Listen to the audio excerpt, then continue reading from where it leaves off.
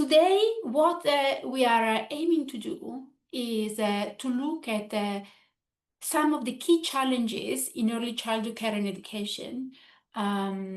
This is our starting point for the conversation, and then look at ways in which outcome-based financing may, at least in principle, provide support and provide a mechanism to tackle some of these challenges. I'm saying may because the evidence is emerging, especially in the context of early childhood care and education. There is a lot of experimentation taking place, and it's great to have the Education Outcome Fund presenting today. As you might have seen on social media, there are 3 outcome funds in early childhood care and education being launched. So these session is particularly poignant for me to bring them on board and discuss what is it that we see and what we want to see.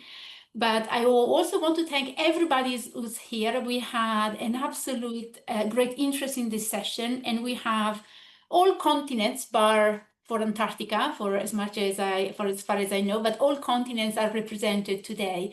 And it's really a testimony to how much interest there is in learning from each other and learning on what can be different, how can we improve the way we deliver quality and equitable education to children, especially in the early years.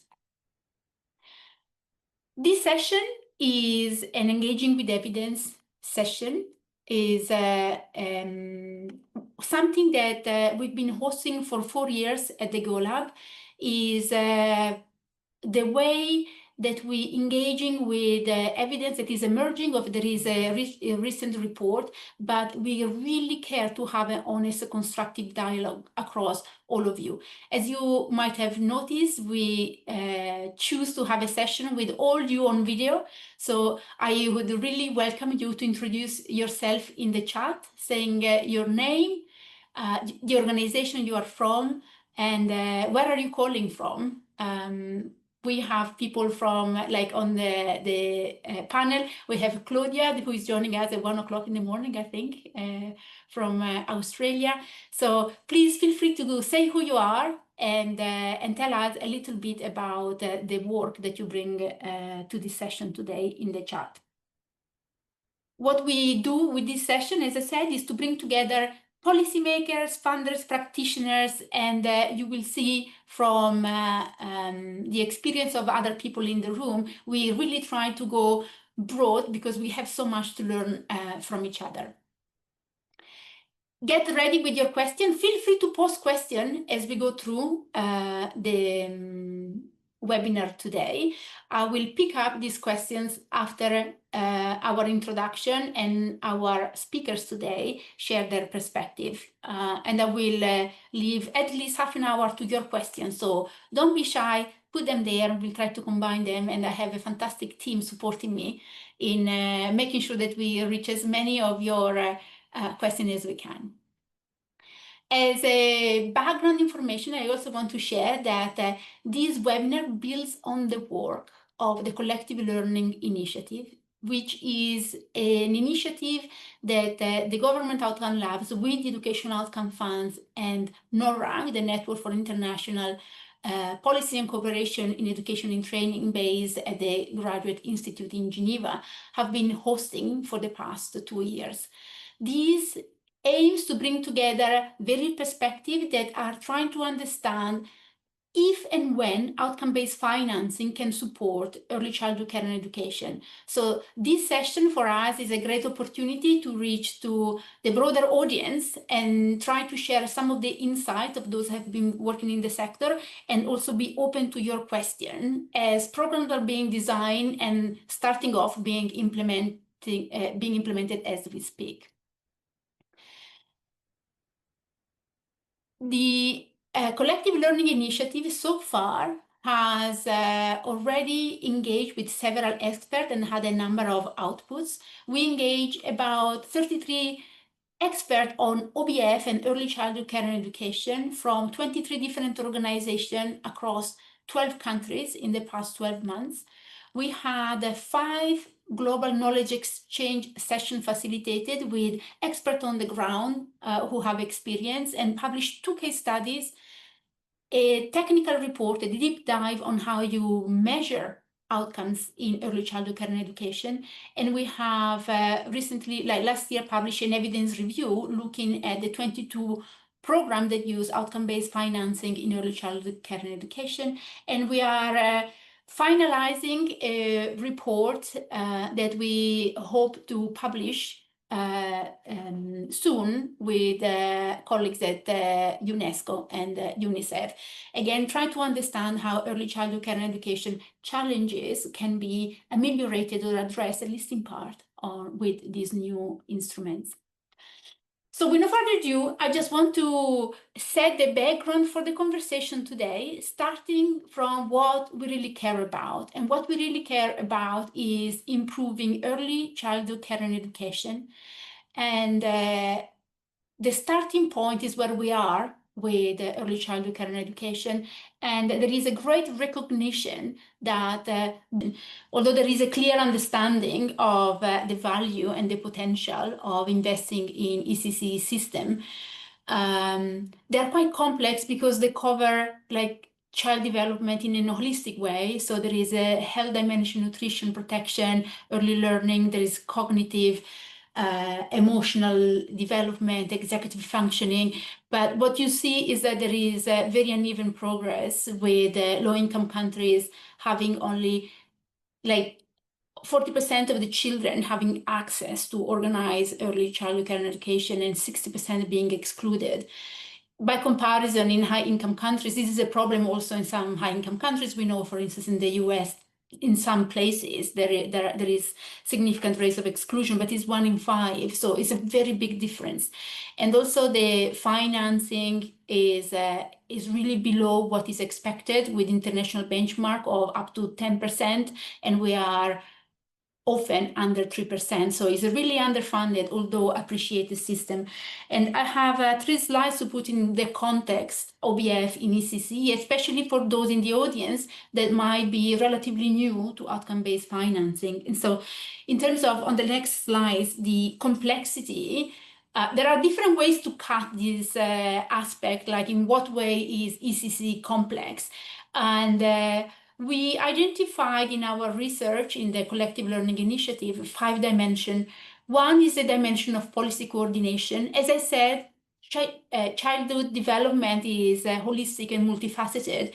And so if you look at who provides, who is responsible to support child development, there are many ministries: the education, the health, the social protection. So there is an issue of coordinating action across different policy agenda and programs that can create some fragmentation. And so maybe even if there is momentum and policy intention, the fact that it sits in different ministries creates a level of complexity. This multi-dimensional aspect of early childhood development is reflected also in the provision of programs and intervention that spans from the public, the private, community sector, faith-based organization, it could be home-based, NGOs, and this diversity creates a difficulty in making sure that there is consistent quality being delivered. Although it provides reach, because we can use different providers depending on the different contexts, it's very difficult to support them and provide a common standards. Another challenge in ECCE is workforce and pedagogies. In terms of workforce, there is a chronic shortfall of staff. So more training is needed, and even when staff is available, often it is the role that they play is not socially recognized as much as the contribution they bring. So bringing a quality teacher to ECCE is a challenge in itself. And also in terms of programs, often these programs have been designed in high-income countries, and they don't sit well in the specific country context, or are not adapted to different languages. And so even if there is a program that has been demonstrated to have like a successful history and there is strong evidence, applying it to a particular context requires adaptation, and that's the challenge. There is issue in measuring progress in the sector because measuring child development is not easy. Like it's not just about numeracy and literacy. So how do we measure social emotional development? How do we measure executive functioning? So there is this various dimension of well-being. There are metrics being developed and being used, but they need to sit on data systems that often do not exist. There is some data, but it is sparse, it's fragmented. And so there is a lot of work that needs to be done to understand if the particular ECCE system and environment is effective, if children are progressing, because it's very difficult to monitor. And so this is the complexity where OBF sits in. And on the next slide, we are borrowing this picture to give a flavor of what is outcome-based financing. And in this chart is a typical theory of change or a logic framework. So when you develop an intervention, you can think of it as a chain of events that starts from the input you put to what do you do with those inputs, so the activities that you are deploying.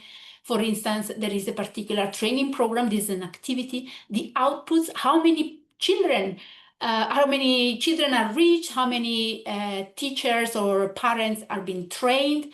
And then there are outcomes, intermediate or final, that are what we really care about. So there is, for instance, a better interaction between the caregiver and the child, or there is improved early literacy skill or better cognitive emotional development.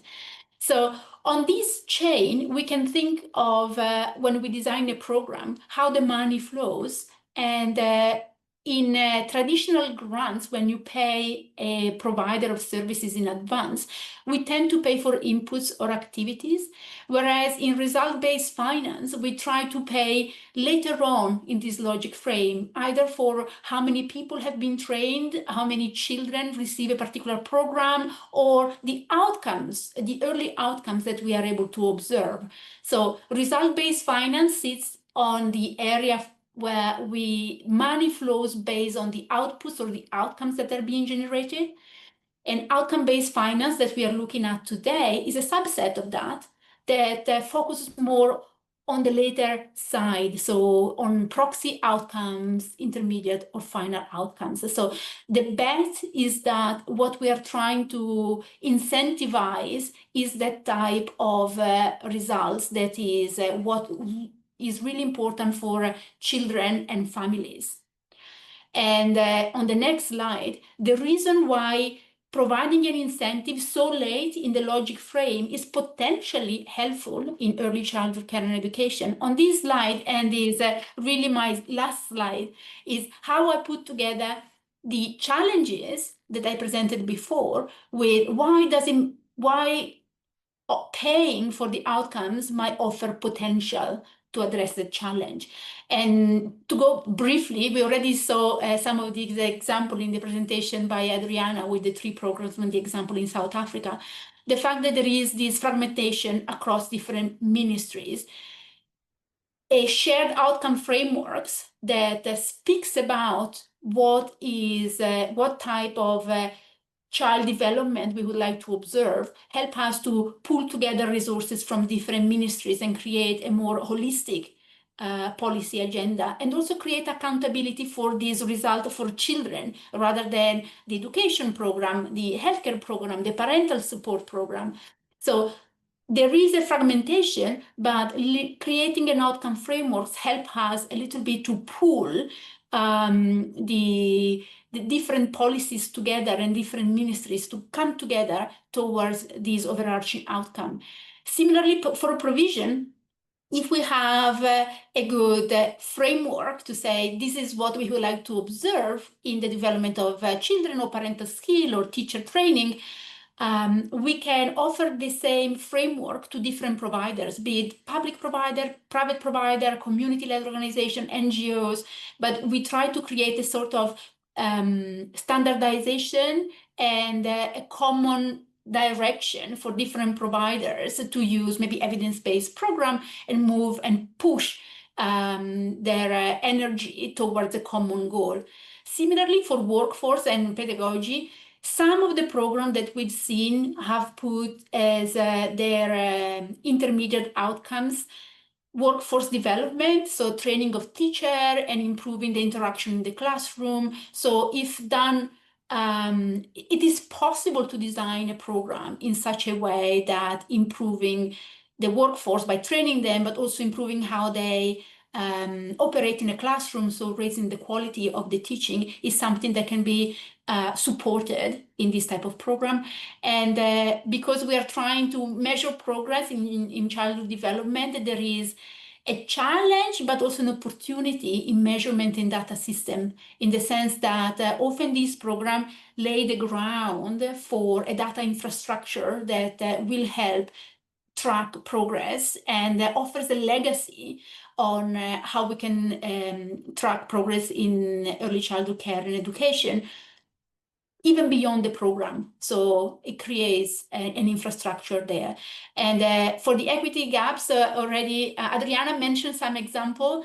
And in the design of this program, we can target particular group of students or families. So this slide is there as a sort of like overarching potential. As I said, the evidence is emerging. There is evidence of potential here of opportunity to tackle, and the 3 funds that the EOF is launching that Adriana just introduced are an opportunity to really test on the ground in what way are we tackling these challenges and what element of an OBS might support that. But I'll stop here because we have another 2 speakers that have a lot to share on actually implementing these programs on the ground. So, hello everyone, my name is Adriana Balducci. I'm the head of program development at the Education Outcomes Fund, the EOF. I'm here today to share some insights from my journey overseeing the development of 3 early childhood care and education programs, outcomes funds, which are about to launch in Rwanda. In fact, Rwanda happening next week already, South Africa and Sierra Leone. A quick word on who we are. We are UN-hosted fund specialized in expanding the use of outcomes-based financing as a tool to improve learning and employment outcomes for children and youth. Before I talk about our experience in the ECCE sector, I just wanted to take 2 minutes to share how we operate the model. I think when Mara is back, we're still going to look at various OBF models, but I just want to say a quick word of like a specific model that we operate, which is outcomes funds, amongst various other mechanisms within the results-based payment umbrella. So in an outcomes funds pool, we bring together funding from 1 or more funders. We contract multiple implementing partners to achieve a set of predefined outcomes. So in ECCE around access, quality of provision, child development outcomes. And you can see this image from our friends at GoLab. This can include impact bonds, where we have an impact investor pre-financing the interventions, but also supporting the implementing partners to achieve good results. But this is not a mandatory setup. Organizations can also pre-finance the interventions without an investor. And just a quick word to say they would be pre-financing their interventions because they will only be achieving the payment if and when they achieve the agreed results. Another thing that I wanted to mention about the way we operate at EOF is that we launch programs together with government counterparts. We believe that governments are at the center of system change and transformation. And because of that, we work hand in hand with governments throughout the full program cycle. This means these governments are going to co-design these programs with us. We've been impressed to see low-capacity governments allocating small teams to spend so many hours with so much dedication and effort to work and design this framework of incentives together with EOF. This also means that these governments are going to co-manage these programs during implementation. They're going to problem solve with the implementing partners, understanding what it takes to achieve good results. They're going to approve the evaluation results, approve the disbursement of funds. They're also going to define the scope of the learning agenda. So in our model, we have a research arm as a way to ensure the data and the evidence that is going to be generated can be helpful for the government in future policies and programs. And a final word is that in our model, governments also co-fund the programs. It's a strategy we use to ensure ownership and sustainability, and ensure that governments are driving the vision why we are doing this type of mechanism beyond the need to improve results for children. Can you move to the next slide, please? We believe at UF that conditions are ripe for the use of OBF in ECCE, and so do our government partners who are attracted to this model specifically because of this potential. I wanted to share a few reflections on patterns we've been observing in the sector related to some of the challenges. I believe Mara might come back later to use a little bit, share a few reflections on the evidence that has been observed to date. We know that fragmentation is one of the key challenges in ECCE. This includes fragmentation in the delivery of the full package of interventions needed to achieve strong outcomes. Mara mentioned like how holistic ECCE in terms of the different areas that it encompasses, from health, nutrition, education per se. So that necessarily leads to a high level of fragmentation in delivery. There is also a high level of fragmentation within the ecosystem of actors working in the sector. It's not uncommon to see government as the main player providing ECCE, but also smaller NGOs, private sector organizations, in a very diverse ecosystem of partners. And finally, even at the government level, there is a lot of fragmentation and mandate and oversight. There are different ministries involved, agencies, institutions responsible for various aspects of ECCE. So we've witnessed these coordination challenges firsthand across our programs. But I wanted to share an example of seeing already the beauty of the mechanism from our South Africa program, where the government relies heavily on non-state actors for ECCE provision. And oversight has recently transitioned to the Department of Basic Education, DBE. So OBF model has definitely helped support greater alignment across this large and complex sector, and established clear and shared objectives and a roadmap to achieve them. We've also observed a shrinking funding environment, particularly in ECCE. So resources that were already limited, as you know, have become even more scarce, making the trade-offs around where to invest for the greatest impact increasingly difficult. So in this context, we've seen OBF helping bring structure and more targeted incentives. Let me share the example of Sierra Leone with you. There we are expanding access to quality ECCE through a low-cost model that repurposes unused infrastructure to open new ECD centers. And financial incentives are tied to bringing these newly established ECD centers up to a minimum quality standards. So in a way, it helps ensure that scale doesn't come at the expense of quality, as we often see. We define what the outcomes and the incentives are, and then the implementing partners, they have full flexibility, but there is alignment that actually they're both equally important, both access and quality.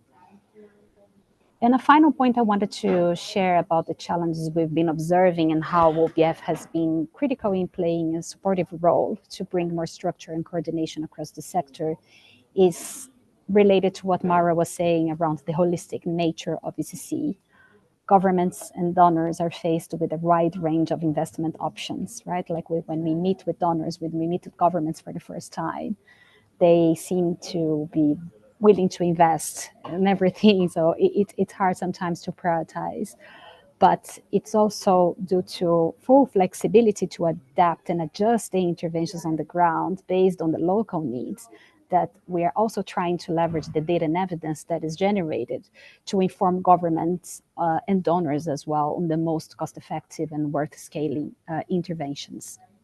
So in Rwanda specifically, the government is particularly interested in incentivizing the inclusion of children with disabilities and learning also from this diverse range of interventions that will be implemented on the ground, what's going to be the most successful, so that they can take them forward. Next slide, please. So this is just some of the very interesting things we've been observing after a few years working on this program, is in close collaboration with our partner governments. there is a lot more to come, and at UF we will continue to share the learnings of designing and implementing these programs through a number of knowledge resources that will be published in the coming months.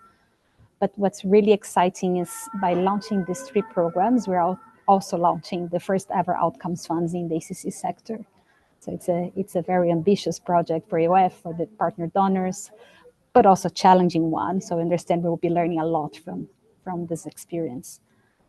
Across the portfolio, the goal is to expand access to ECCE in countries where most children still don't have access to ECCE provision, and to raise quality of services, ultimately making sure these children are developing well, they are ready to transition to primary school, and those are the outcomes we'll be paying for.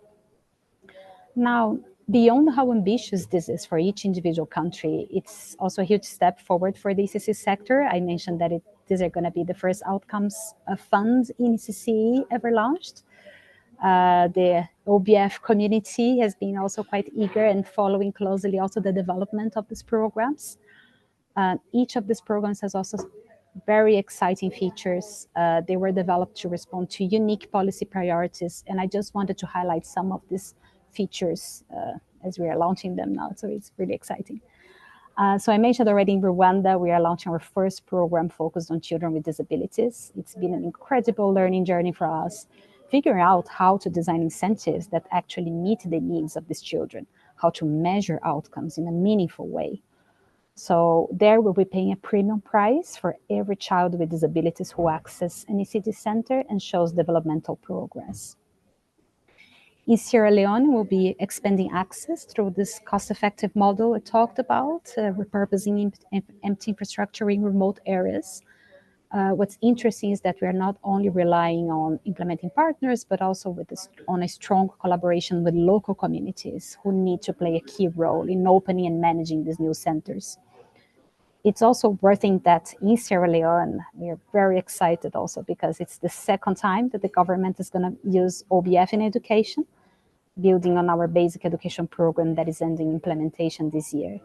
So for us, it's particularly interesting to see also a government experimenting the model, but even more interesting to see a government willing to continue or expanding the use of this model across other education sectors.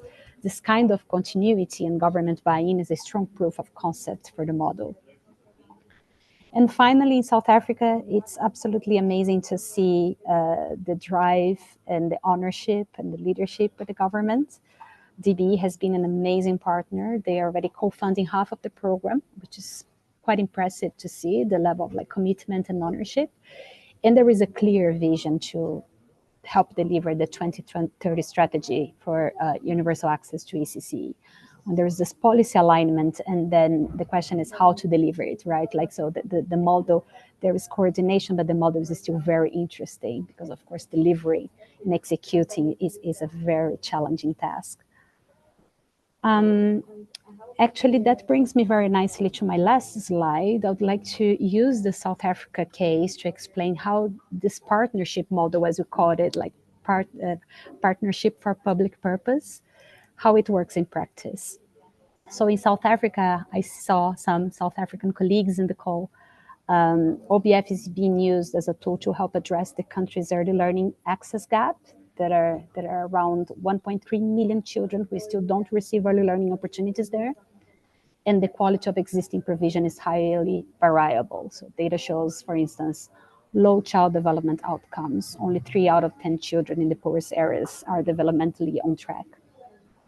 So the government is keen to leverage OBF to expand access to ECCE by opening new quality early learning programs, ELPs, improving the quality of existing ELPs, existing programs, but also incentivizing developmental progress and prioritizing the hardest to reach children. The program will launch soon, early December. It will run for 3 years, and we are aiming to reach 100,000 children across 1,000 ELPs. So it's a big scale program. What's even more interesting is the government sees it just the first phase of a bigger initiative really to achieve the universal access to ECCE in the country by 2030. In this program, so how it worked in practice. So we, as a fund manager, we pulled funds from a range of partners, so DBE, the Department of Basic Education, some local donors, Yellowwoods, Standard Bank, First Rand, OMT, and the Lego Foundation.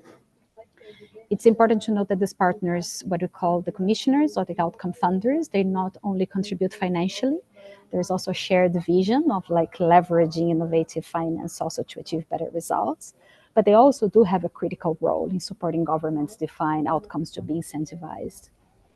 So in the case of South Africa, we'll be paying for increased access by opening new early learning programs, improved quality registration of ELPs, and child development outcomes. So EOF brings the OBF expertise in designing the model, but also managing the funds and be able to contract the partners with very fit for purpose templates and contracts. This includes also defining evaluation approaches, metrics, targets, indicators, or the bunch of like parameters that are really important actually when we're paying for results. Jointly with government, we select a group of implementing partners. There will be 5 in South Africa. Those will be divided across different geographical areas or lots, and they will be responsible for delivering the interventions for the children. So in South Africa, there will be 6 lots, 3 for the new ELPs components and 3 for existing ELPs. So how it works is that starting early next year, these implementing partners will start their interventions. They will benefit from full flexibility. I've mentioned that in the past. And each year, an independent third-party evaluation, Genesis Analytics, I see a colleague in the call, will assess whether the targets have been met across the different metrics around access, quality, child development, outcomes, and registration. And based on the verification, an evaluation report is produced, is to be limited to the program's steering committee, to its commissioners, who approve the reports and allocate the funding proportionally to each implementing partner. So in some cases, as I mentioned, the case of impact bonds, this funding is paid to the impact investors, those who have partnered with implementing organizations by providing upfront capital needed to deliver interventions, sometimes also playing the role of performance managers, supporting the day-to-day delivery of these interventions. In South Africa, we have Bridges Outcomes Partnerships supporting some of the implementing partners. But we also have implementing partners also self-financing the interventions. So this cycle repeats annually in which they deliver the interventions. There is a measurement of the results.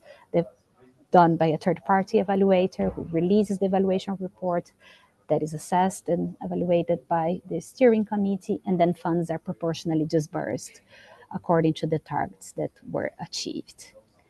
Let me stop here. I'm very happy to take questions later down the line. Of course, the journey has been to design, develop these programs. Mostly, as I mentioned, I think that the work with governments has been very enlightening and very we're hoping also that it's going to ensure sustainability, system strengthening, and a longer term view. But of course, there is a lot to learn. So I'm very eager also to hear from my colleagues who have much more implementation experience in this journey. Thank you very much. Over to you, John or Mara. So we heard from Adriana. I will now pass the word to Sigrid from Instiglio, who has been working on result-based financing for more than she wished to confess and admit.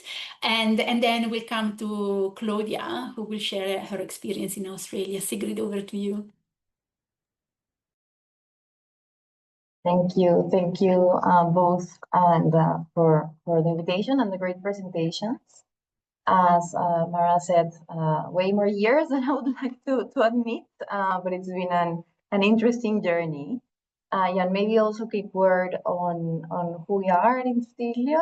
We're a non-profit, and we work in partnership with governments and development actors in low and middle income countries to help them increase the effectiveness of public resources. And today I'm going to be speaking about one program that we're currently implementing with the city of Bogota. Can you please go to the next slide, John? Bogota in Colombia. Basically, in Bogota specifically, there is almost 600,000 children between 0 and 5 years old, but only around half of them receive early childhood care in the city. So the city has been quite focused on expanding coverage, but there's also significant gaps in attendance rates, in monitoring, and especially on service quality. The city had previous experience using OBF in workforce development, and there's lots of experience in Colombia overall using OBF in workforce development. So they decided that they wanted to test this model and this logic for ECD as well, which again is an area that received a significant amount of resources, but like where they had significant gaps as well. So we helped them work in a program that is a recurrent initiative. It's a program that runs annually with a budget of around $8 million and that serves around 5,000 children annually. And the city basically contracts ECD centers that are nonprofit service providers that run these centers. The idea with this initiative that is now under implementation is that they wanted to test the model for the first time. So they decided to make it a volunteer mechanism. So they didn't force all the different service providers to use an OBF model, but they rather gave them the option. And what they did is that they said that OBF would be part of a risk-free bonus, right? So if you want to be part of the OBF program, you would be eligible to have an additional amount of resources that is of around 5% of the contract, so not huge, based on the results achieved. And what we saw is that around 8 service providers that run 12 ECD centers enrolled in the program with a coverage of around 2,000 children. Now, the model is incentivizing 3 main results in this first year of implementation. The first one is attendance of the children. The second one is permanency of children in the centers. And the third one is the quality of ECD services. And this one was a really important one. Of course, there were lots of conversations around including other measures of child development, right? But as Mara mentioned, these can be quite complicated and quite costly. And it's something that hadn't been done in the city. So quality was included as sort of proxy. There's also a lot of evidence, right? Of like importance of quality to achieve early childhood outcomes. But this was still a challenge, right? It's not a straightforward measure anyway. It's not very clear what the definition and measurement of good quality services means on ECD. So it was also a risk, but it was really important, and that's why it was included. And how it is measured is using a tool that was designed by UNICEF, UNESCO, and the World Bank in the country in Colombia that measures the interactions between the carers and children and their environment. Where we are now is that the program has been in implementation since May. And since this is a recurrent initiative, right, it's a program that runs annually. Right now, we are assessing lessons learned, what's working well, what's not working that well, to make some enhancements for the program in 2026. So it is that this program will be implemented again using this OBF component and hopefully in the future. And we're also including OBF components in other programmatic areas of the city that are using ECD models. Next slide, please. In terms of challenges, before implementation, pre-implementation, there were challenges in every step, basically, because it's not easy to use this type of models within government systems, especially in this particular sector. Right, like how do you measure, what do you measure, with which frequency? It was like how you procure services in this different way.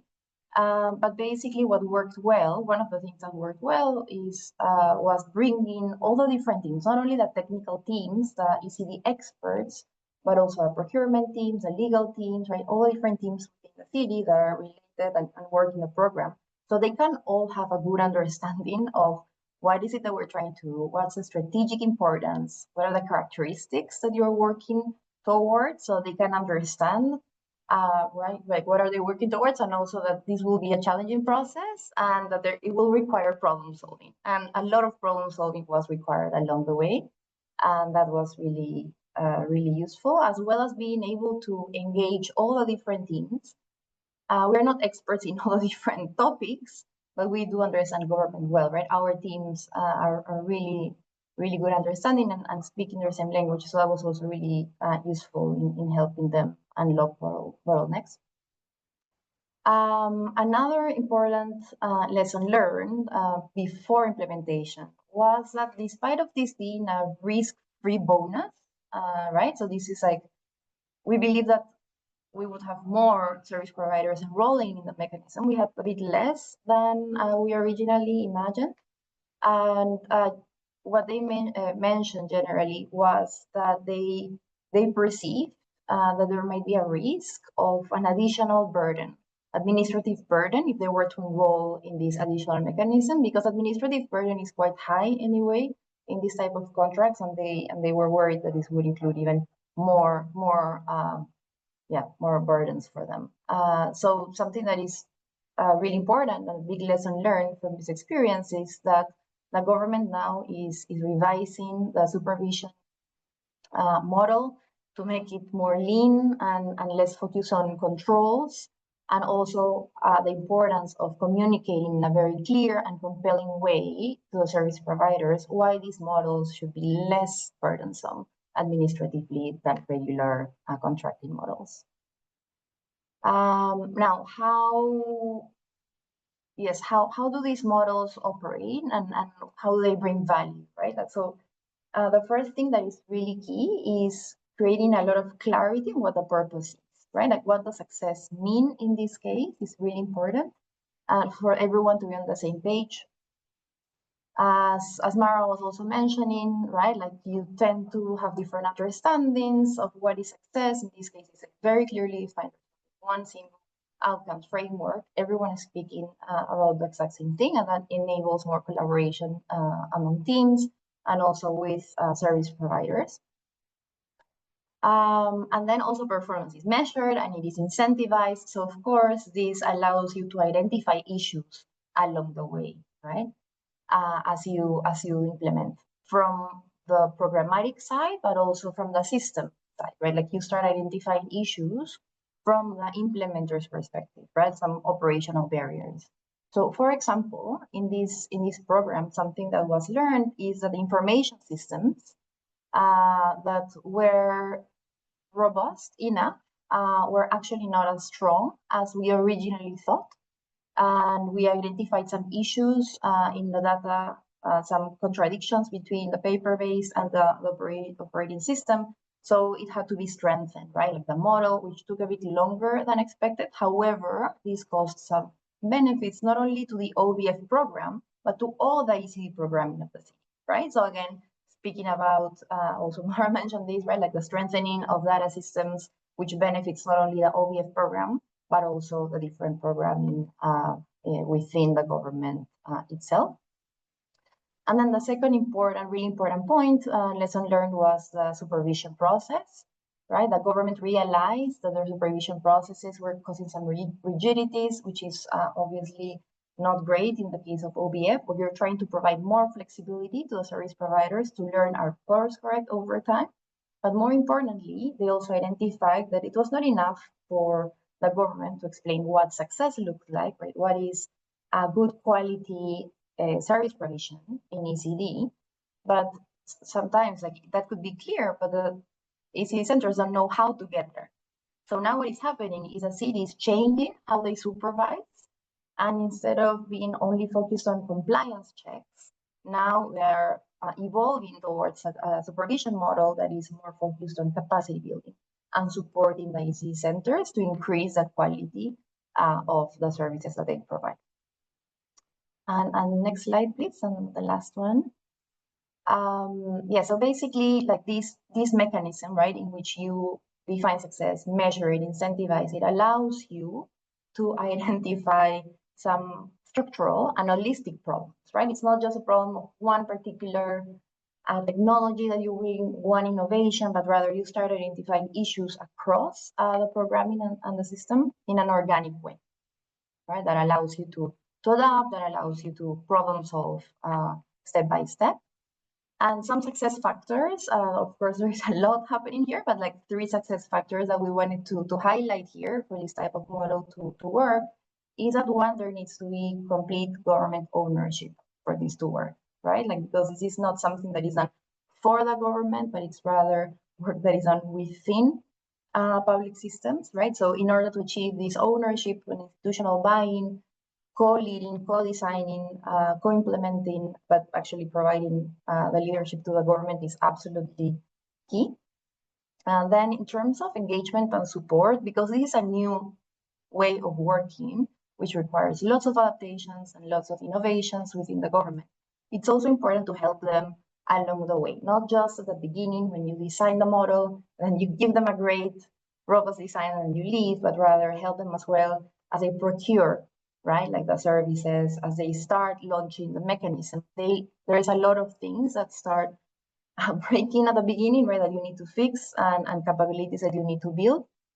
So that's also been really useful, and like to learn about, throughout the process, so you can enhance the mechanism and have even a better model in the next year is really, really important. And finally, institutional capacity strengthening is absolutely key, right? Like the idea of these types of mechanisms in the way that we work is not to build a model that works for delivering results in one particular period of time during the program's existence, but rather how do you strengthen the government's capabilities to sustain these results over time. Thank you so much. Thank you so much, Sigrid. There are lots of questions coming in the chat, but I want to give a word to Claudia first so that we can address all the questions together. Start reading them. There is one specifically for you, Sigrid, on the choice of your outcome metric, but I'll come back to this after Claudia's presentation. You have 10 minutes, Claudia. Thank you and good morning, everybody. So the next slide, please, John. At the beginning of every presentation in Australia, we like to acknowledge the traditional custodians of the land that we're coming from, and I am coming from Gadigal land of the Eora Nation. Many of you will know that as Sydney, and I pay my respects to elders past and present and to our future leaders of tomorrow. Next slide, please, John. So 54 Reasons is part of the Save the Children Australia group, and really our name represents the 54 articles on the UN Convention on the Rights of the Child. It is just the domestic programming of Save the Children Australia that is under the banner of 54 Reasons, and we name changed due to a response from community that said the language around saving them was not what was actually meeting their needs anymore. So 54 Reasons, but we are part of Save the Children, and I know many of you know us as an international organisation.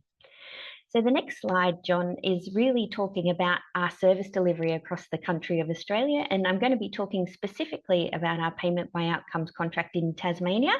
Not everybody knows where Tasmania is. It's that little island at the bottom of Australia, beautifully circled there.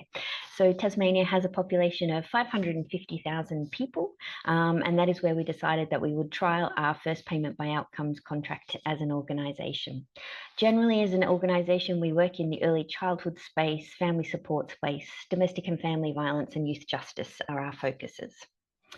The next slide talks a little bit to the actual context of the program that we've been delivering, which is called Play to Learn Plus. Now, it's called Play to Learn Plus because we actually have an early childhood program called Play to Learn, and this is where we actually wanted to build on what we were doing and to strengthen it and to test a new way of working. And we chose Tasmania because it has the highest levels of child social exclusion in Australia.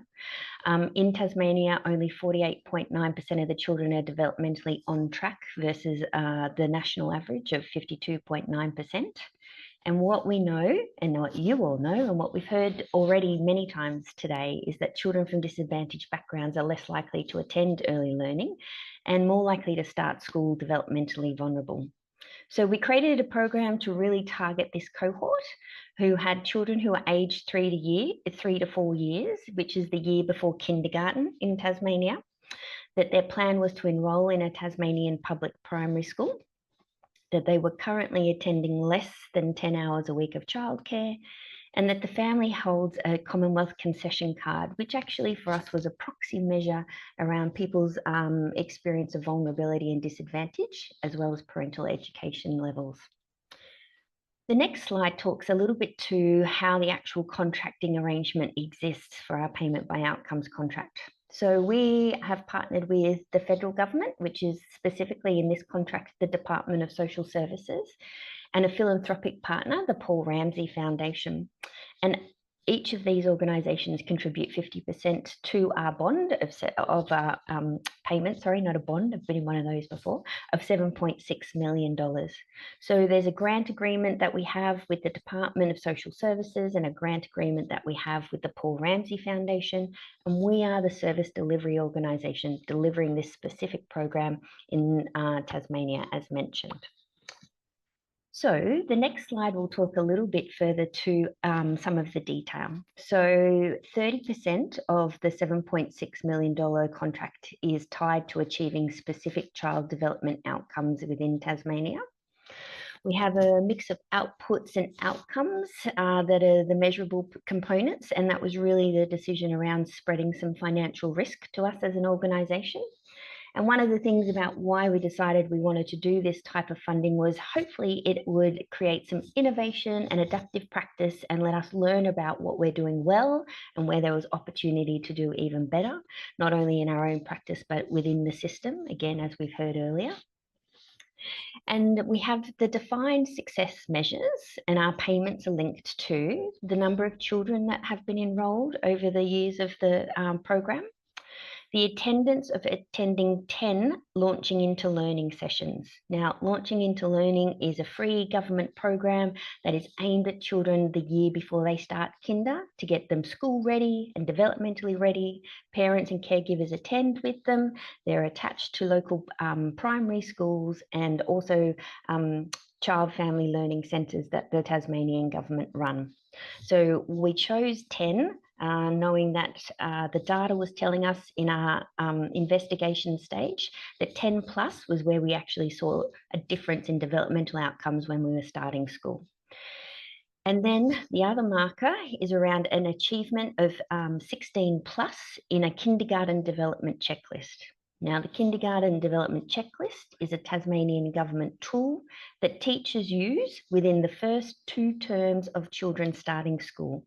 So really, this was to give us an indication of had our work leading up to this kindergarten moment actually been effective of achieving readiness for developmental readiness for kindergarten.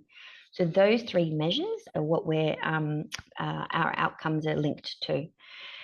Again, as an organisation, we're very enthused about high accountability contracting. We believe that we should be delivering high quality services. This gives us another way of understanding that and another way of actually being transparent about the work that we do within the government environment. The next slide will show you a little bit about our progress so far. So we're showing you everything here about our successes and where we're not doing so well. So talking to the engagement in the actual program, that first success measure, we were to engage with 300 children over the 3.5, 4 years that we've been working with them.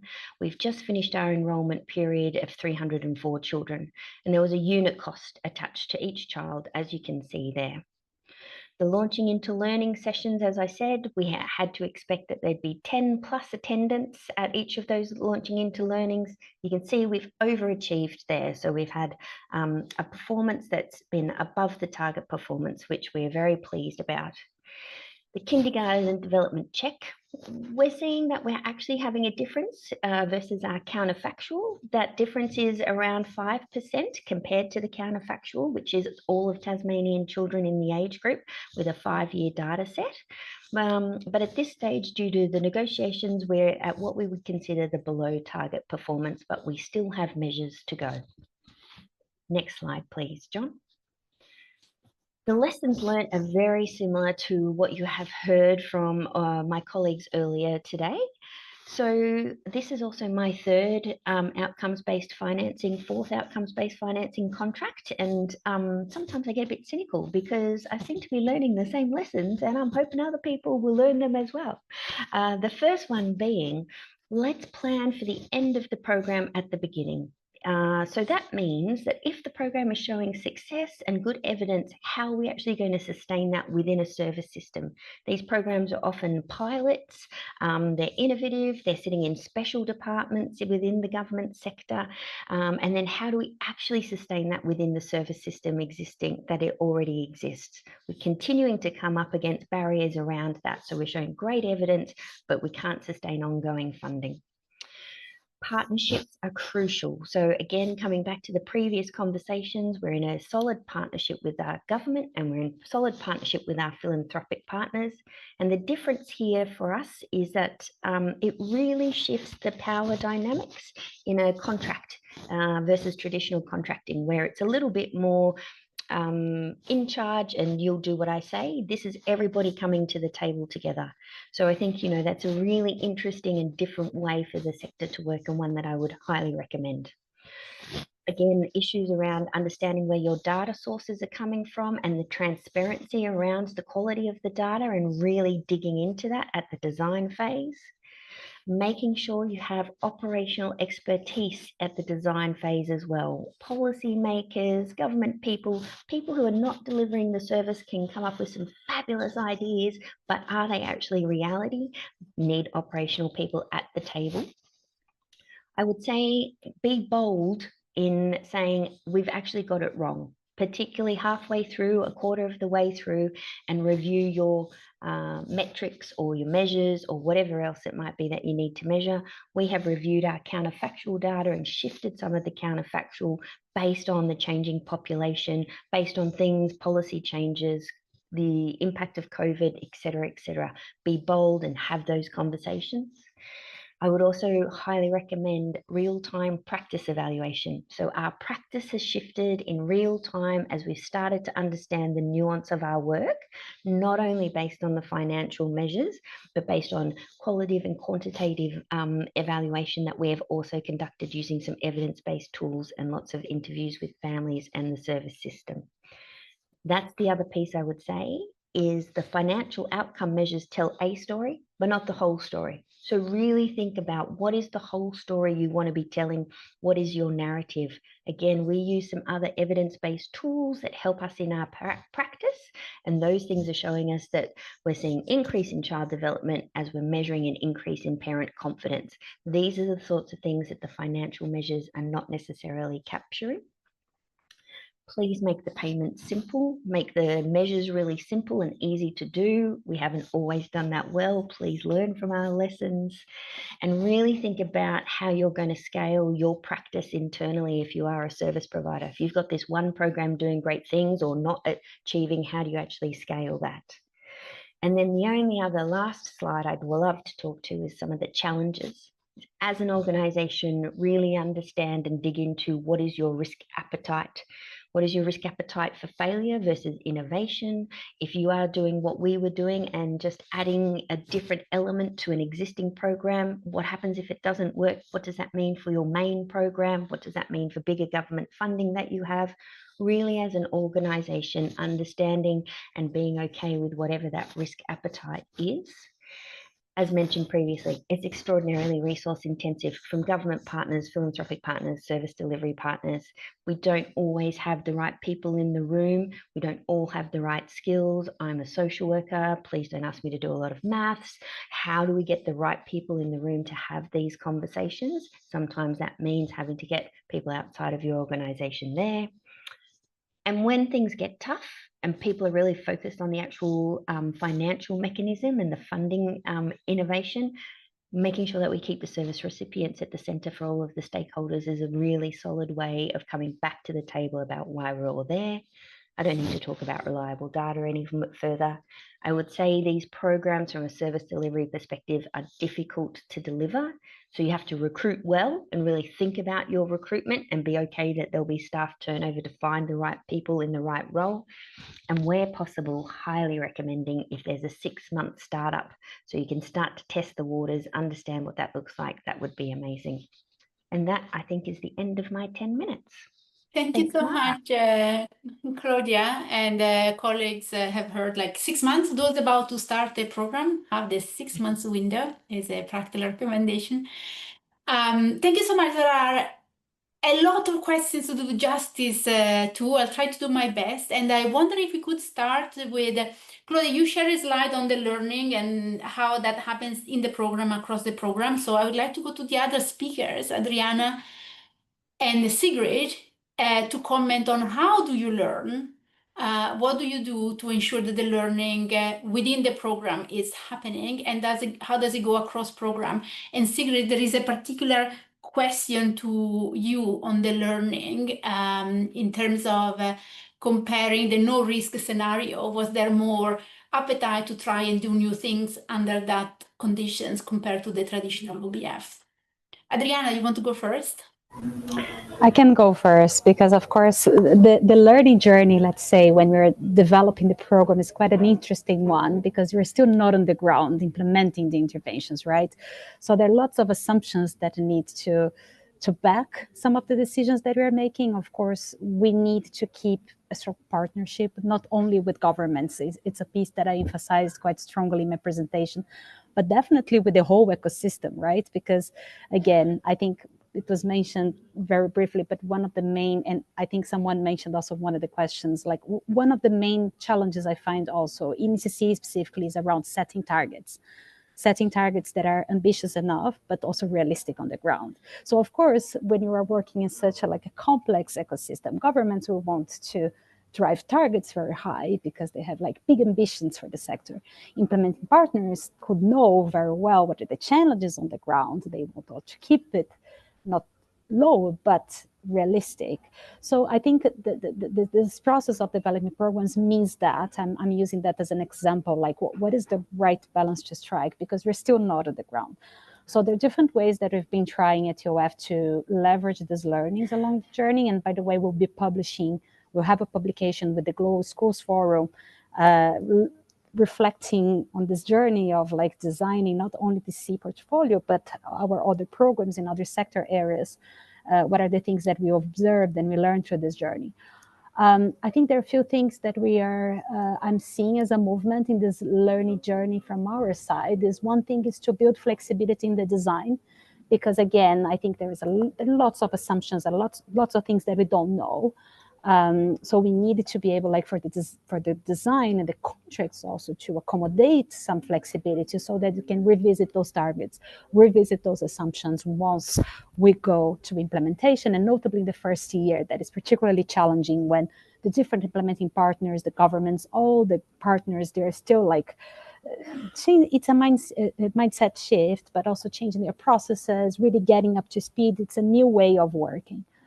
Another thing is also to give more voice to the implementing partners throughout the design. Again, it's not always an easy exercise. I gave the example of setting targets because it's a typical one where we see ourselves between two roads.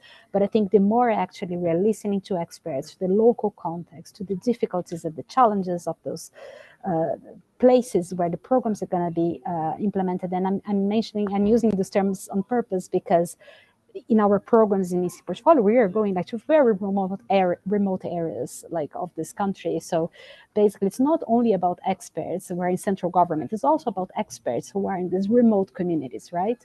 So it's a long process. So I think building this flexibility, using the first year of implementation also to bring everyone together. Okay, was our design accurate? Did it go right? Did it go completely off? Should it change it and take this as a learning opportunity? I think it's crucial, and it's definitely something that we really want to do. I think 2026 is going to be very rich of learnings in the first year of implementation. Thank you, Adriana. Sigrid.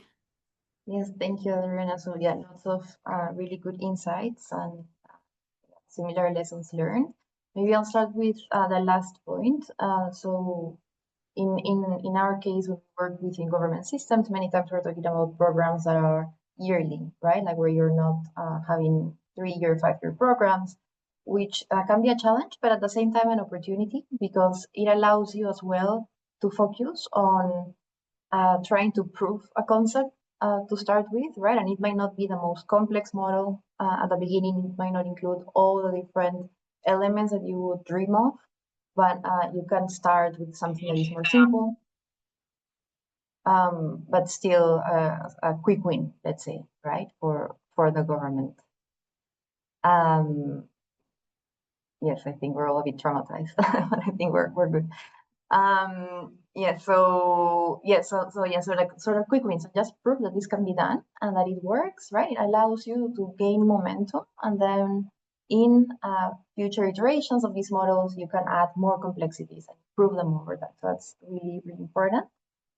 Something else that is also key is to start institutionalizing the learnings if possible, right? Like, so working in a learning agenda alongside with the funders, right? Like the government, for instance, having a team that is dedicated to managing the program, but also learning across what's going on with the implementers, but also within the different government teams can be really important. And in some cases, for example, in Peru, some ministries have built their own OBF units, right? So that's a really nice way to consolidate lessons learned that are linked with the use of OBF in education, for example. And then in terms of the second question on what are we seeing in the service providers right now, we don't have concluding evidence to compare them right now. We're waiting for some more months. But what we are seeing is that since the government is reducing the transaction costs, right, like reducing the supervision costs, we do expect this to create more space to build more efficiency within the service providers and to give them more time and space to focus on the programmatic elements of their work, and hopefully will increase also their results. Thank you so much, Sigrid. I would like to move to a question by Chin Wendu that has been voted by many other people in the audience. That is about how do you ensure that a program really targets those who needs it the most? And in particular, the question is in the context of 3 out of 10 children in the poorest quintile are, only 3 out of 10 in this poor quintile are developmentally on track, and there is a risk that the program will be taken up by those who need it the least. And what can you do in your program design to really reach the children that need it the most? Who wants to go first?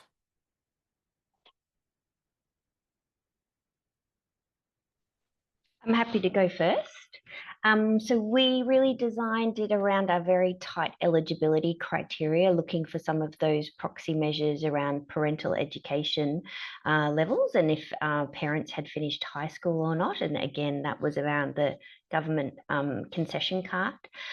We were also using Australian developmental data, looking at suburbs where we could already see that children were developmentally behind and really targeting the locations that we were going to be delivering in.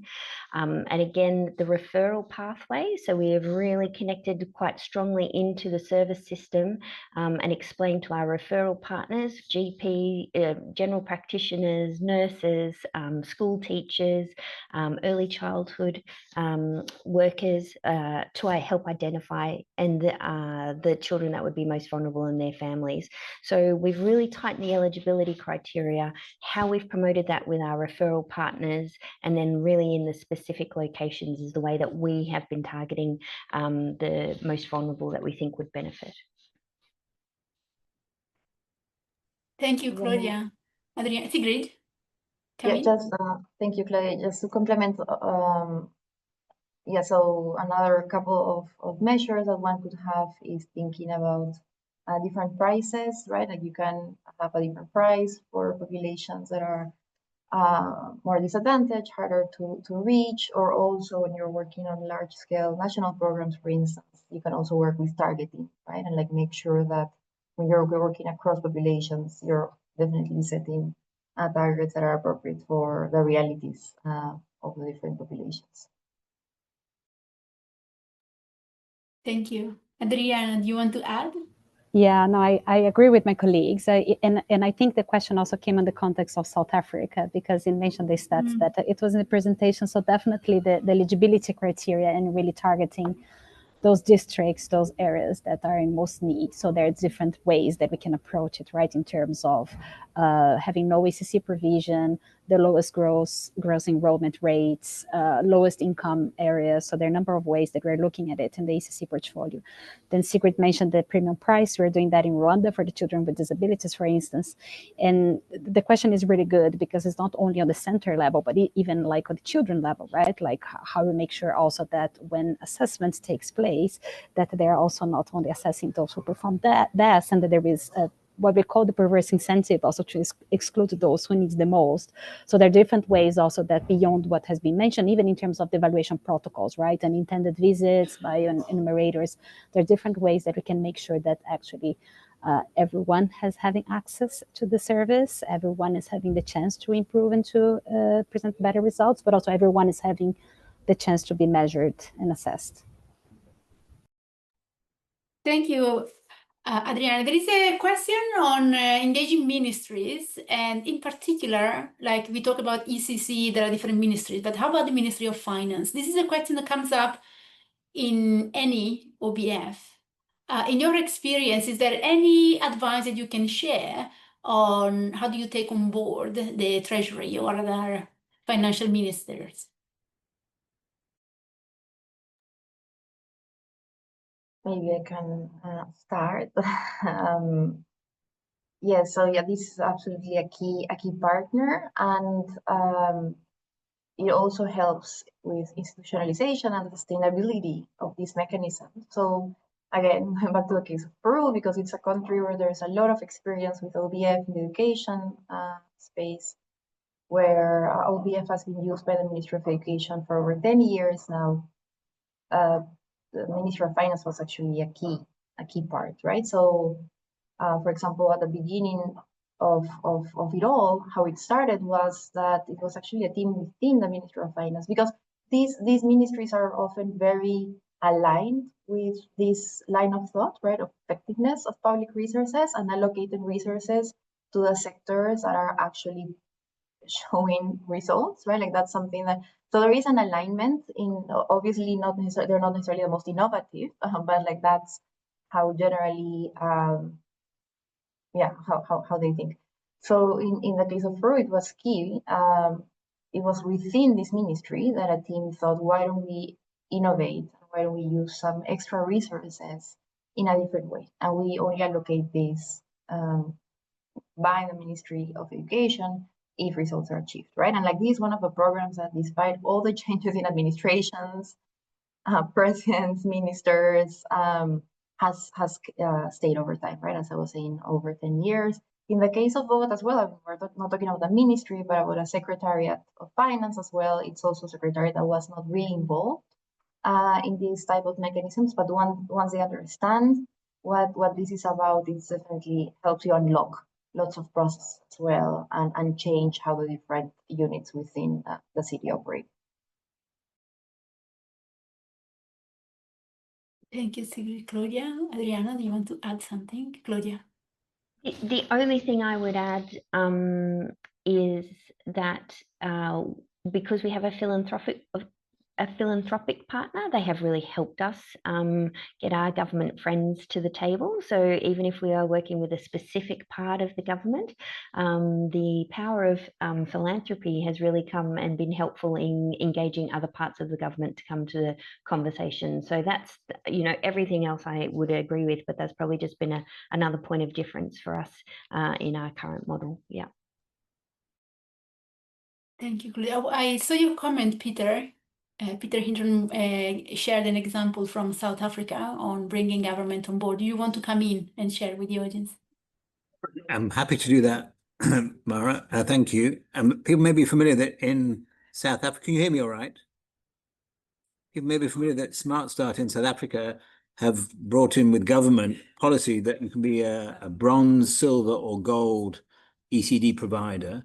And the idea is that to try and get as many low-income ECDs to register, they automatically become bronze. But if they move up to silver by meeting the certain requirements of infrastructure, etc., then government has agreed to give a per capita grant of around £1, $1.50 per child per day So up to 40% of the cost of educating an ECD child in partnership with that sector.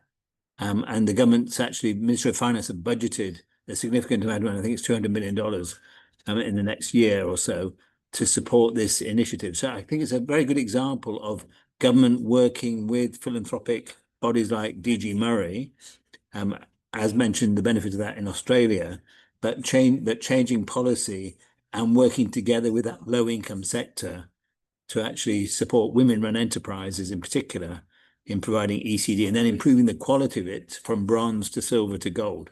So I think it's a good example of governments working together with the private sector, but to try and provide affordable quality ECD. So that might be relevant to some parties trying to persuade their governments to play a role with outcomes-based finance, because it reduces the risk if you can see other people doing it successfully. Thank you. Thank you, Peter. And if I may, I will try to bring in Kate Martin as well, who asked a few questions. And there was one on the use of generative AI. I wonder if, Kate, you can unmute and ask your question. I can't see you on screen, so I don't know if you're able to unmute. Yeah, hi Mara. I don't know if Hi, you can Kate. hear me. Yeah. Yes, we can. I won't come on video. I'm about to pick up a child, so I'm outside of school. I think my question about the metrics was already answered, so thank you for that. I misunderstood timely attendance, but yeah, just on the Gen AI, I suppose it's one of these topics that is now becoming very not just trendy, but important across education. And I was just interested in whether any of the panel have so far had experience in either exploring the idea of using it potentially in the process of gathering evidence and assessing evidence, but also whether there have been any examples of seeing it in implementation. I was going to give the example of PlayLab in the US. It's a US-based organization, but working internationally. They're now partnering with the government in Ghana to do what they call sandboxes, where the Gen AI is trained specifically on the curriculum in Ghana and on Ghanaian context, and then the teachers are able to use that platform to ask questions and seek support. So that's just an example, but yeah, those were my questions about AI. Thank you. Thank you, Kate, and thank you for staying with us on your school run. It shows commitment. Anybody who'd like to comment on this potential?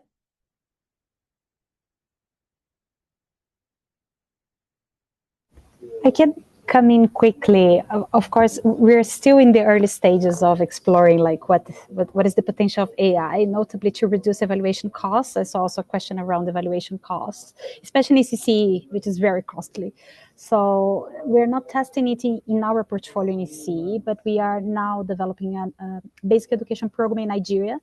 And there we are exploring like how we could leverage digital tools and AI, basically not only to collect data in the classrooms from the service providers as well, but potentially teachers themselves, but also how we can assess the data using AI to reduce also consultancy costs. Like these are the pieces like unpacking evaluation costs and trying like to also be more aligned with the technology advancements, but also looking at the bottlenecks and to try also to expand the use of OBF like to different ways. So we are still in the early stages. We would love also to connect with whoever is in the line who also has had experience in the sector, the RT office. We're very keen to explore this further.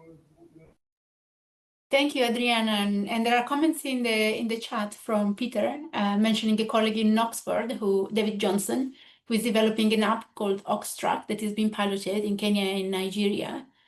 And I can see it's using AI to improve pedagogy and address gaps and to assess teacher quality. So potential in the area.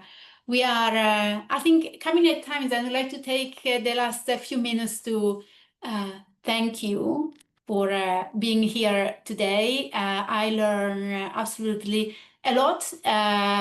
Claudia, you said, thank you for being with us at 1 o'clock in the morning, by the way. This is much appreciated. And as you say, there is a lot of learning that you get from this program, and we hope this session helps spread some of this learning, and we will work in this sector leaning on each other experience.